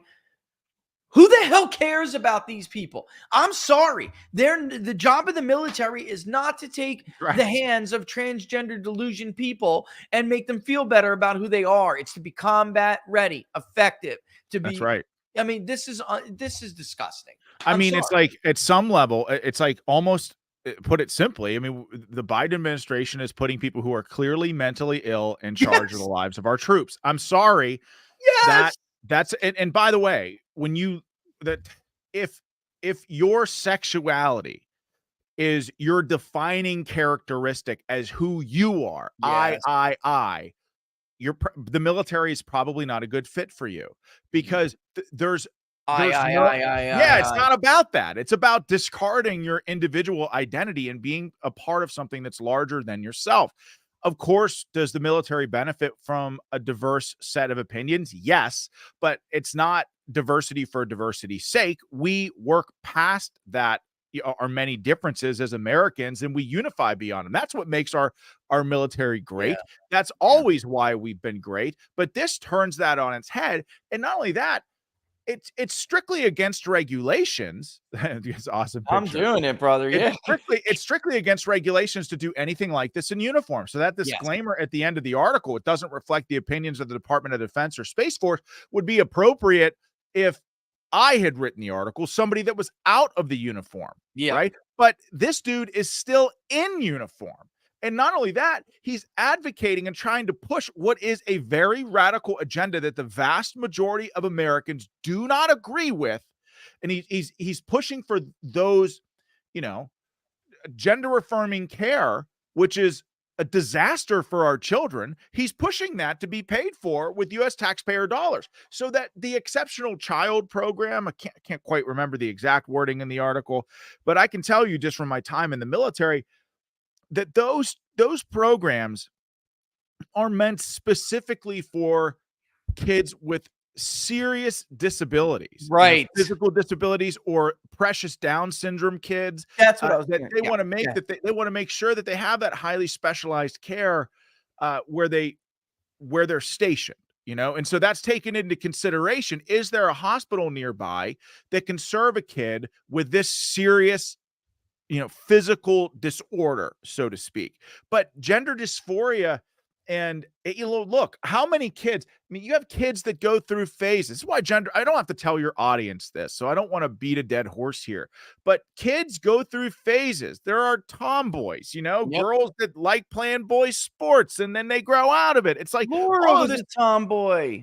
It's so dangerous. It's so dangerous, and it's divisive, and it's contrary to regulations, and it's actually terrible for our kids. We're putting mentally ill people, in charge of troops. And not only that, from a recruiting standpoint, it should surprise no one that space tranny is alienating people. I'm sorry, but that's exactly what it is. That's exactly what's happening. Dude, this is just nuts. We're even talking about this. It is. You brought up something that is That absolutely is true, and should honestly piss a lot of people off. That program that he brought up, because TRICARE is for people who don't know, TRICARE is the healthcare for military members, and then often too when they get out, some people still get TRICARE and veteran, as opposed to like what I have, which is community care. By the way, if Donald Trump didn't pass community care, I wouldn't even have medical care. I'm serious. Exactly right. I'm not kidding. I wouldn't, because they just don't give a damn. Anytime there's a Democratic president, they don't care. It's tone from the top. Sorry, I come here to I'm new here. I need to register with this system. I need to come out of the North Florida, South Georgia system. I need to get in your. Oh, I'm sorry. There's no good. We're at full capacity. What? That's what I heard. And by the way, in 3 states that I've lived in recent, I mean, last 20, since I've been out of the military, I've lived in 3. I've had 3 different state residences. 2 of the 3 told me to go pound salt. That they just didn't have care for me. And if it wasn't for Donald Trump here right now in the state of North Carolina, I would not have I would not have. I helped write that bill way back in 2014 when I was with a veterans policy organization, and it was stifled in the Senate by Bernie Sanders. We couldn't get it by him, and it languished in committee for a really, really long time. It was initially named the House VA Accountability and Choice Act, which would give veterans the ability to choose where they got their health care, much like the situation that you described. It's hard for people who move around. It's especially hard for, say, an amputee who lives 5 hours away from a VA, that he can't get health care in his own community. It's ridiculous that we promise to take care of our veterans, and then sometimes they experience horrific injuries in the field, and they come home and they can't get the care that they need. So President Trump fast-tracked that bill, and he signed it. It was called the Mission Act when he signed it, but it gave community care to patriots like yourself and families who need it. But the Democrats, by the way, to your point, anytime they get in office, and Joe Biden did this as well, they start gutting the community care aspect of that bill. And now it's a total pain in the ass. And every 3 to 6 months, I have to get a primary care to do the referral process all over again. Folks, if you're on medications, it's not practical. Like, I've had to pick veterans off the street in East Orange because they couldn't get their damn Seroquel. And there's a hospital there in Jersey. There's a hospital and it's in a ghetto, by the way. I mean, it's dangerous. You'll get the hell kicked out of you for your prescription on the way out of that place. I'm not serious. I'm not kidding. And this is also where I'm going with this is that it's already a problem making sure that veterans and active duty military family members who have special needs, children and other specific situations that are really, they're specific to veterans and service members. And it's very difficult. It makes their life already kind of hard, but the exceptional family member program really cannot take any more stress on it. Like, those are for family members who really do have kids who have serious problems.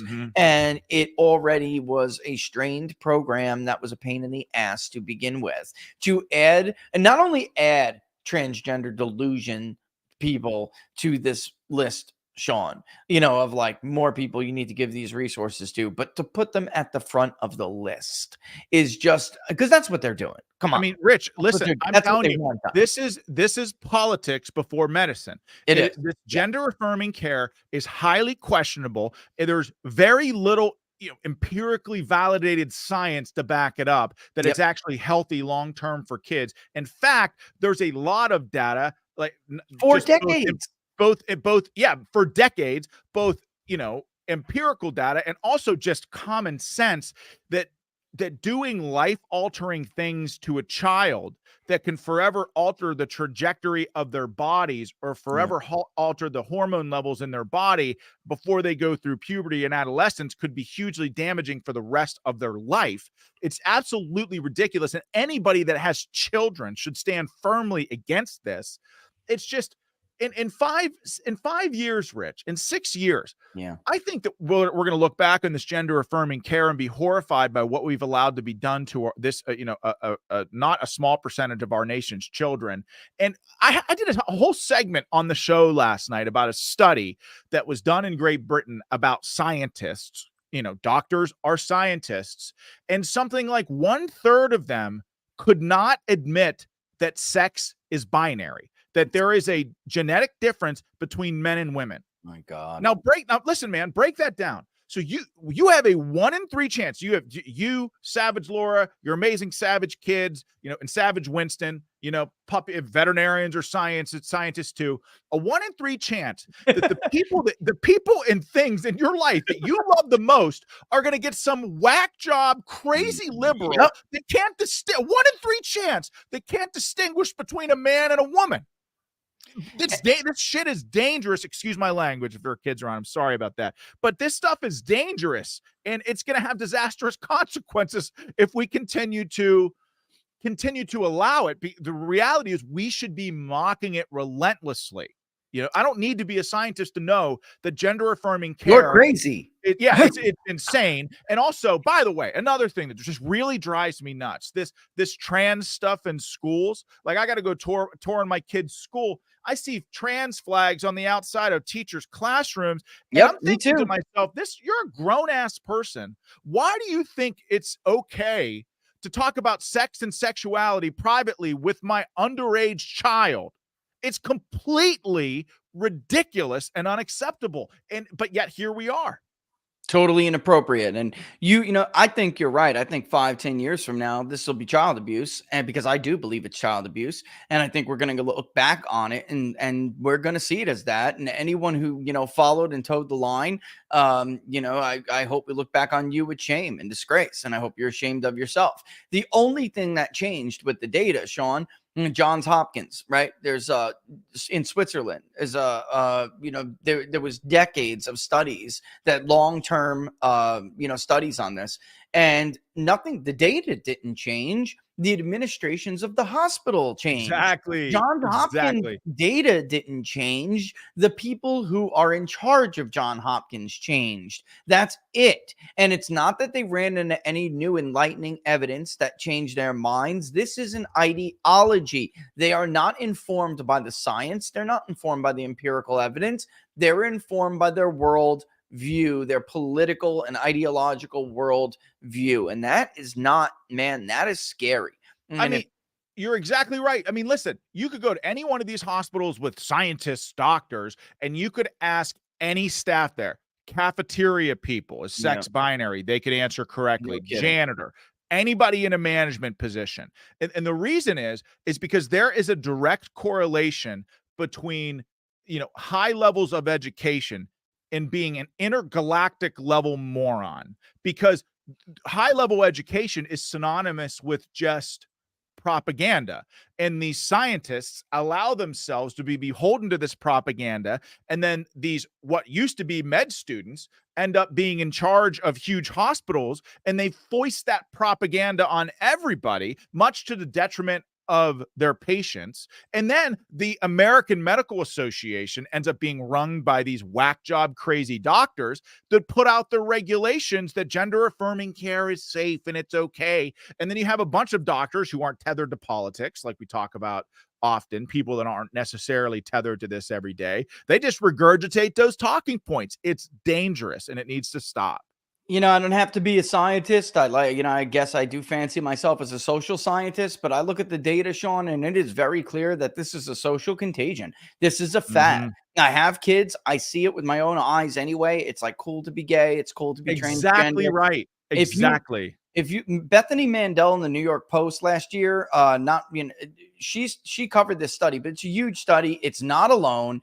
It shows here, just the headline is on rise in transgenderism shows it's a fad, especially among young girls. And if you go down, again, as a pollster, I can see this with my own eyes, brother. The study author, well, let me just read this. According to a new study about youth gender dysphoria, there are more teens than ever claiming that their biological sex does not meet their gender identity. And they are coming to this conclusion earlier and earlier. Well, there's nothing in science, folks, that would suggest that is like something new is happening here. That means it's social. That does not mean it's biological or mental. It's social. The study, which is done by Dr. Ching-Feng Sun, the resident at Virginia Tech Caroline School of Medicine in Roanoke, and her results were published Monday at that time in the journal General Psychiatry, and they're shocking. You ready? Studying the health records of 42 million people between the ages of 4 to 65, a total of 66,078.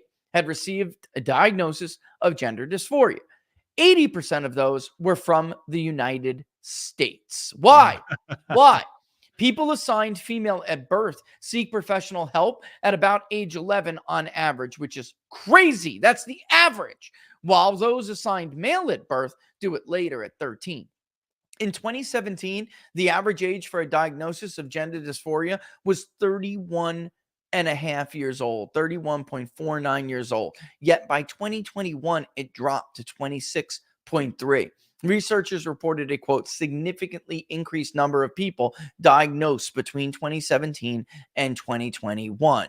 Sun said, our study demonstrated a climbing prevalence of gender dysphoria, especially in those assigned female at birth. Assigned female at birth. We used to call them girls.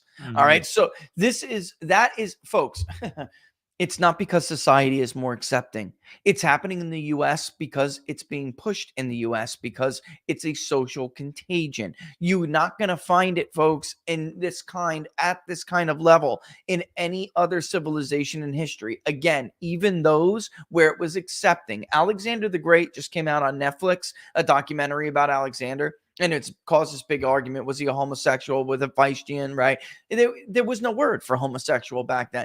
We're not novel. We're acting like we're novel and new and so progressive. This stuff has been around for a long time, but it was always considered aberrant behavior, even in societies where it was okay. We didn't see it at these levels. Why? Because it wasn't a social contagion. It wasn't being pushed. There was nobody who had an interest in advancing it, like we have literally parochial interest groups bonded together pushing this stuff now. And our kids are sick. Sean, in the 90s, it was the young man, single or double school shooter, having a problem. Basically, society castrated these boys and they had no value.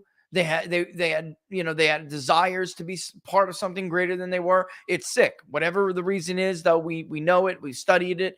Now, who are the shooters, Sean? In the last 12 months, does anyone have any idea how many transgender shooters have plagued this country? It's the new social contagion. They're the new shooter for a reason. We are sick. As a society, we're sick, and we better address it because it is not accepting. It is not humane. You know what I'm saying? It's not progressive at all, brother. It's not. It's very regressive. I mean, so is everything that progressives stand for. They're the party of racism. The Democrats are the party of the KKK. The Democrats are the party of segregating school graduations and segregating bathrooms. And they're the party of safe spaces. They're the party of, transitioning small children. I mean, they are regressive in every single way. And you know what else parents need to speak out about? Are these crazy therapists, because it's not just doctors, it's therapists. So these kids end up getting in therapy. Well, first of all, they have teachers that are pushing that you can be 15 different genders, which is the most anti-science thing in the entire world. So you have kids who are already confused, already trying to find themselves in a world that is immensely complicated. And you have teachers that are just adding to that confusion. Oh, by the way, they're not actually talking to parents at all while they sow the seeds of discord. And so you end up with a bunch of young kids that are unbelievably confused, that end up being shunted into therapy. And you have these crazy therapists who are just as liberal as any of these blue-haired freaks out there voting for Joe Biden and are free Palestine Hamas sympathizers that are out there telling kids like, yeah, you can do this, and maybe you should take these hormones. It's not their job to affirm delusion. That's the thing. This gender affirming care, like sometimes children need structure. Of course. Sometimes when they do something great, they need affirmation. You're doing awesome. I love you. I'm so proud of you. But at the same time, when they're confused and they're lost, they don't need affirmation in the fog. They need structure and know that their parents are going to be there and guide them. It's ridiculous. Yes. It's ridiculous that these therapists think it's acceptable to say, oh, gender affirming care is clinically validated. It's not, and it's dangerous. In fact, a lot of countries are now starting to reverse it, which is another part of this, because there was part of this study, which was really enlightening, is that they basically isolated two populations. And when there was the societies where the social contagion exists, it was like over 600% per 100,000 that identified as transgender. Where societies where there wasn't a social contagion, but it was acceptable, it was less than 100. What does that tell the scientists conducting the study? That this is society pushing this. These are kids who need help and direction and clarification somewhere in their lives and growth. They're not being given it, so they're using this as a fad.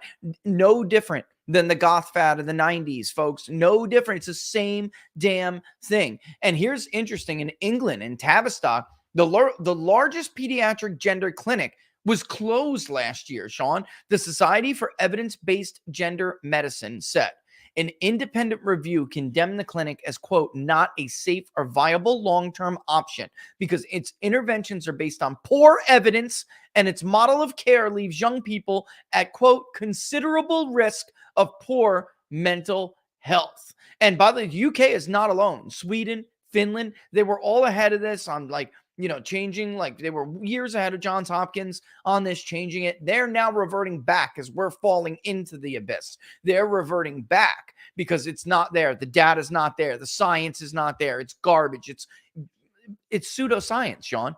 It's pseudoscience. It's just snake oil shit, bro. Snake oil shit. And it's going to do long-term damage. And it's infecting our military. We are never going to be able to be combat ready with these circumstances. I'm sorry. We already couldn't beat, and I don't mean to insult people like us, but we already couldn't beat a bunch of freaking goat herders in sandals. Like, are we supposed to be able to take on a great power like China? Do you think you're going to see them doing backflips over the APC? Have you seen their special ops lately, bro? These are insane units. These are disciplined, incredibly structured and highly trained units. You're not going to see any of them wearing a friggin' pink dress, brother. It's not happening. Well, listen, when was the last time the United States won a major war? I mean, you could probably the World War II. Yes. I mean, Korea was a stalemate. I mean, South Korea may be an example of success, but the reality is I was at Panmunjom. I was on with the demilitarized zone between North and South Korea. If North Korea wanted to roll over South Korea, they could probably do it in a week. And I'm just saying, we have our infantrymen out there, but it wouldn't take much for them to steamroll South Korea. Yeah. And come on. But I guess my point is we won in World War II. We really haven't won anywhere else since. And we had a disastrous surrender in Afghanistan and failure in Iraq, and we're still on the heels of that. So how does making our military and building a military around inclusive, woke, and sanity make us any safer when the last 50 years have been nothing but steeped in failure? You see what I'm saying? None of that makes us more deadly. So it's just, we seem to be on the right track in World War II when our military, quite literally saved the world. Yeah. And we've fallen since then, focused on all the wrong stuff.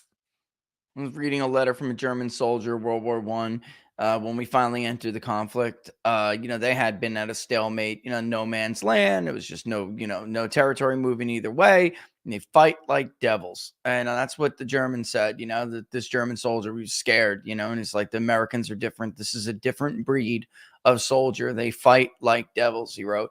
I mean, I have great love for people who serve, and I'm of course proud myself. But for people who don't know, I flipped out the other day. My son was like, "Dad, I think I want to join the military." I called Sean. I was flipping out, man. All right, I'm like, because he wants to get away from it, and he doesn't understand that it's actually worse. I'm like, son, I will send you to Embry-Riddle. You want to do some kind of aeronautics or aviation thing? Fine, I will find the money and go to Embry-Riddle. I'll pay for it. I'll find the money. Do not make a hasty decision without talking to me. Thank God we have some years to go over it, but he's thinking it's something that it's not, I mean, or at least at this point. And they have these recruiting issues for a reason. They do. And I don't see it getting any better anytime soon, unless there's a renewed sense of pride and strength. I mean, Sean, I never thought, I didn't care about the overtly, the overtly masculine and testosterone filled nature of the military. That's why I wanted to be surrounded by those guys. I just don't understand, why you would want to tarnish that or weaken that. I mean, Like, and also, Rich, I mean, this is like a highly political thing, and it's a very, very small percentage. The trans population is a very small percentage, infinitesimal percentage of our population that's overrepresented in almost everything. yep, And the vast majority of people don't agree with that lifestyle. Doesn't mean that, hey, if you're a grown person and that's the lifestyle that you want to live, I don't care. More power to you. I don't agree with it, but hey, this is America. You live your life the way that you want. But those values aren't mine, and don't you ever mistake them for being mine.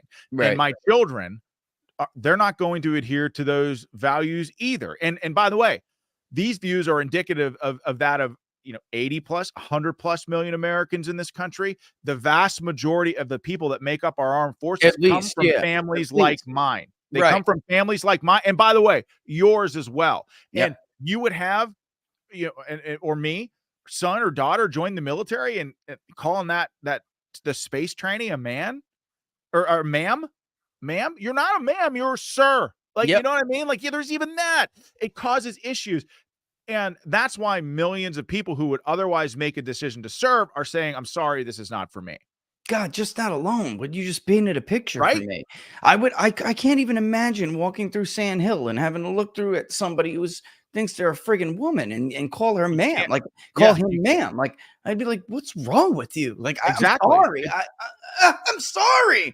I'm like, I'm what are not you going to doing on participate. Sand I'm Hill? I'm not going not. to participate in your Yeah. delusion. I'm just That's not. it. That's it. You are not going to do that to me. That's it. And then also you did because it's already 150 plus. I kept you late. We got to wrap this up. But you said something before, and I think about my wife's friend. She barely got through school because they targeted her as like a traditional Christian with values like that. And she was, studying to be a therapist. And oh, it doesn't matter. You're at the University of Michigan, whatever university, or it doesn't matter. University, what was the other one she had gone to?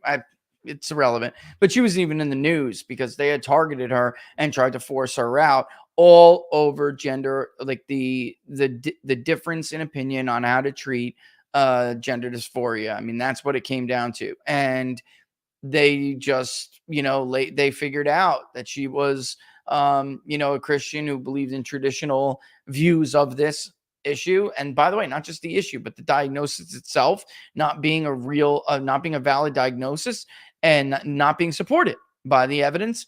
And every day, I mean, Sean, it's a miracle that she got through, and now she's got a job and she's out and she's doing well and in a place where she should be. But most people would not have made it through. I mean, they would have drummed them out. They would have drummed them out. And thank God she did. But it's like, this is what's populating our professional class. This is what's populating who are supposed to be Sure. scientists. They're not scientists. They're fanatics. I mean, they're ideologues. And it's sad, man. It's really scary stuff. But that's 153. I'm gonna wrap this up. It's been a long day already, and I'm gonna take some breath, dude. Get some polling ready before I come on your show. Yeah. Yeah, we're gonna do Georgia and Florida Did you first. see that? Do you see that? Hey, did you see the Pups McGee shirt? Oh my This is what I God, wore. there it is. This is the Pups McGee right there. It's hard to see, but I because see it. the Let's lighting take a in look the at it. lighting in my ghetto studio isn't the Oh, best.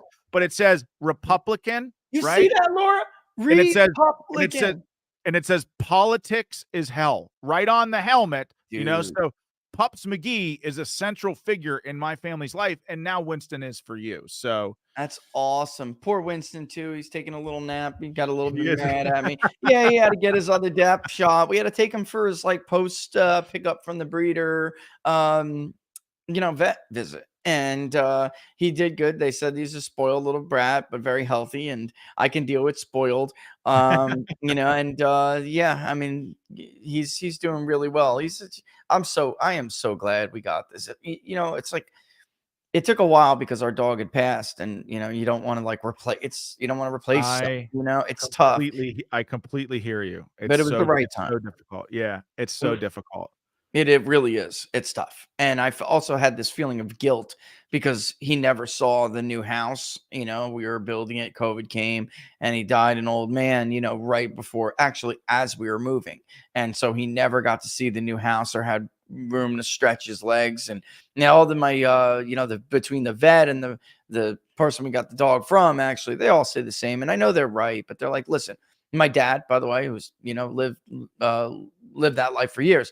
He's like, look, he didn't know any better. Like, you like carrying around this feeling like you failed him, but he didn't know any better. That was his home. That was his castle. And he was a happy dog, but it's weird as a human being. You kind of like think about this stuff that's totally, I guess, irrelevant. But, I guess I had that feeling of guilt that I didn't want to bring another animal in the house when he didn't get to come, so that's stupid stuff we all deal with, I guess. But yeah, tell people, Sean, what we're going to do tonight, what time we're going to do it. And by the way, don't forget, folks, to follow Sean on Rumble, Battleground Live. Do it now. Thank you. So we're going to be a full spectrum breakdown of the Trump Super Tuesday Smackdown, and obviously having you on to get your feedback about all that stuff. I'd love to do the Electoral College thing and figure out a way for you to control that for the audience, but nobody better at this stuff than you, which is why we love having you. And we love, so much about Battleground Live is being forward looking and getting a sense of what's coming. So I want to get your sense about, the Biden-Trump rematch and what 2024 is going to shape up to be, and give the audience, listeners, viewers, some sense of what's coming. So yeah, it would be great to have you all there on Rumble. We're live at 5 o'clock at night to 6 o'clock at night every night, Monday through Friday. So we'd love to have you in the trenches with us. And every Wednesday, got a battle rhythm now where Savage Rich is coming on and giving us his savage breakdown of the news of the day. And so it's Wednesday. So Savage Rich will be on tonight, and we're psyched to have you. So it's going to be great. It's going to be great. Really looking forward to it. And I think I can do that. I'll try it. I have an idea. We'll talk about that after, but I think we can do that. I'm pretty sure that that's a possibility. But yeah, well, definitely tune in at 5 o'clock. Keep your eye on Sean's feed, my feed, and follow him on Battleground Live on Rumble. And we'll see you guys at 5 o'clock. Sean Parnell, everybody. All the best, brother. Thanks for seeing, man. Best to you and yours. I'll see you in a few. You as well. See ya. Later. Sean Parnell, everybody. All right. It's 1:57. We're going to rock out. We're going to go here, and I'll see you at Battleground at 5. I got some other stuff in between as well. Is Laura in there? I think right before Battleground, I got Be on America First with Dr. Gorka talking about this. And there's some other stuff. I will keep your eye on the feed. I'm going to go right now, though, and I'm going to wrap up the questionnaires for the states we're doing for the Sun Belt poll, which definitely is Florida and Georgia. And I may do Arizona. It depends. I have to go look at I don't know that we're ready yet, but I'm going to put up another thing for the public polling project. It's going to be the National Poll Fund. It'll be the Sun Belt or the Rust Belt poll and the Sun Belt poll. And I know, listen, maybe as we get closer, they'll fund a lot faster, but maybe not. We'll just see how it goes. But it would be nice to see what the interest is. At least, is there more going to the Rust Belt poll, more going to the Sun Belt poll? I've been just using the National Polling Fund to cover the Rust Belt poll anyway, which is not enough. I'm just being honest. But we have to do it. We need them. We're going to need another round in the Rust Belt soon. Super Tuesday is over. President Biden and President Trump won their respective contests. They're both about to clinch the nominations. Trump will clinch it before Biden, in fact, but we'll see. They may even clinch it on the same night, but this is over. The rematch is set, and it's time to get some new polls in the Rust Belt. It's looking at this point like a clean sweep for Donald Trump in the Rust Belt, maybe with Minnesota as well. And if that holds, 8 months a long time. We all know the drill. But he's been leading all year, more. So, there was a brief period, a hiccup where Biden pulled back slightly ahead after the midterms. That's gone. That took January, February, 2 months to dissipate. And that's back to being a Trump lead consistently, even in the popular vote. No time. Harry Enton said it. I'm going to repeat it. At no time in 2016 or 2020 was there a consensus among those of us who are actually honest and smart enough to know. There was no consensus that Trump was the favorite. There were arguments in 16. I actually thought he was the favorite the whole time. Hillary led in some of our polling, a lot of our polling, but Trump led in our national panel tracker more than she led him. And in the battleground states, her lead was always very tenuous at best. Very weak, very soft. And you could see those people who were coming into the electorate, new voters and voters who were like quitted on the process coming back. Those were Trump votes overwhelmingly. And then the undecided looked really good for Trump, like demographically. Whereas that is, the media and the university polling world had Hillary leading, and everybody kind of like locked on that. It was even worse in 2020. Even worse. It's never the case. We've not seen what we're seeing now. And at this point, Trump is in a stronger position than former President Bush when he was running for re-election. That's just insane. So time to get back out into the polls. We're going to be, I love Florida, so we're keeping, Florida's not going to be a state Joe Biden's going to be able to compete in. It's not. So it's important that Donald Trump and his campaign realize that, like Iowa and Ohio, same thing. There's no reason to spend money in a state you're going to win. But I love Florida. I love it. Well, I know where every vote is, and I love to poll it. So we're going to keep doing that. All right. So with that in mind, we out. All right. Don't forget, keep your eye on the Twitter feed, and we will see. Look at that, by the way. That's a hell of a statistic. Not only did Trump win every county in Oklahoma, Nikki only carried 7 precincts. Really, really incredible. And our leaders haven't been willing to do what it takes to win wars since the Chinese crossed the Yalu River. I was going to say that, Philip, when he was talking about it, because it was like a stalemate. Sure, it was technically. But I was going to say that and think about it. But Ashwin, I would say this. There's always a danger. Like Sean said, Democrats are going to be Democrats. They're going to do what they do. But there is something too big to rig. There is. And they better go out and do it. I'm seeing already signs of Trump's efforts paying off in some of these primaries. General election's a different animal. You got to keep pushing it. If I was him, I would continuously run like I'm 10 points behind. All right. So with that, we're going to wrap up the show, and we will see you guys in a couple hours. Don't forget, Battleground, 5 p.m. Thanks for watching Inside the Numbers.